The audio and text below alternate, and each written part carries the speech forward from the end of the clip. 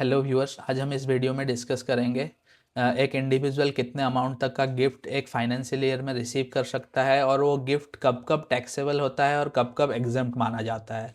तो as per law अगर एक इंडिविजुअल एबव 50,000 रुपीज़ का गिफ्ट एक फाइनेंशियल ईयर में आउटसाइड द फैमिली रिसीव करता है, जैसे फ्रेंड से या किसी भी पर्सन से जो कि उसके फैमिली का पार्ट नहीं है, वो उसके लिए टैक्सेबल माना जाएगा। अगर वो अंडर 50,000 रुपीज़ है तो वो एग्जम्प्ट होता है, उसके ऊपर उसको कोई टैक्स पेमेंट करने की ज़रूरत नहीं है। और अगर एबव 50,000 रुपीज़ होता है तो इनकम फ्रॉम अदर सोर्स में एज़ पर नॉर्मल रेट उसको इनकम टैक्स पेमेंट करना होता है।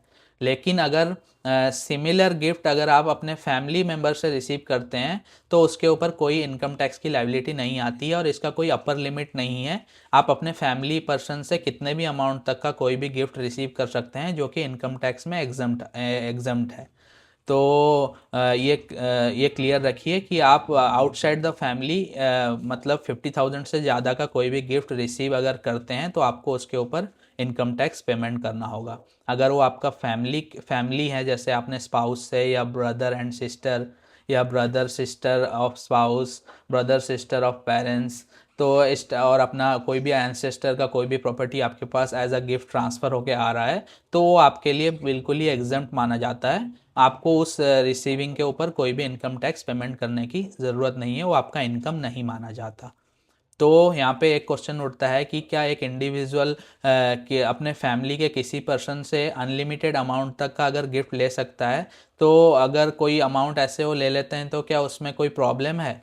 प्रॉब्लम कुछ भी नहीं है। आप अपने फैमिली पर्सन से कितने भी अमाउंट तक का कोई भी गिफ्ट एज अ अमाउंट अगर आप लेते हैं एज अ गिफ्ट तो वो आपके लिए एग्जम्प्ट माना जाएगा। लेकिन यहाँ पे एक चीज़ ये रहती है कि आपके पास जो गिफ्ट आ रहा है वो जेन्युइन होना चाहिए। ऐसा नहीं कि आपने कोई एक फंड को रूट करने के लिए अपने फैमिली से अपने अकाउंट में ले लिया और आप उसको एज अ गिफ्ट डिक्लेयर कर रहे हैं।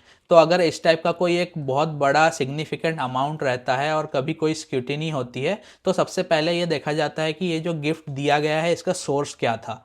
मेनली अगर ये कोई एंसेस्टर का प्रॉपर्टी होगा तो वो तो पता चल जाता है कि ये इस चेन के थ्रू आप तक आया है। लेकिन अगर कोई इस टाइप का फंड्स है जो कि आप उसको एज अ गिफ्ट दिखा के उसको अपने अकाउंट में रूट किए हैं तो वो सही नहीं है। वो तो जब प्रॉपर वेरीफाई होता है तो आप उसको हाइड कर ही नहीं सकते।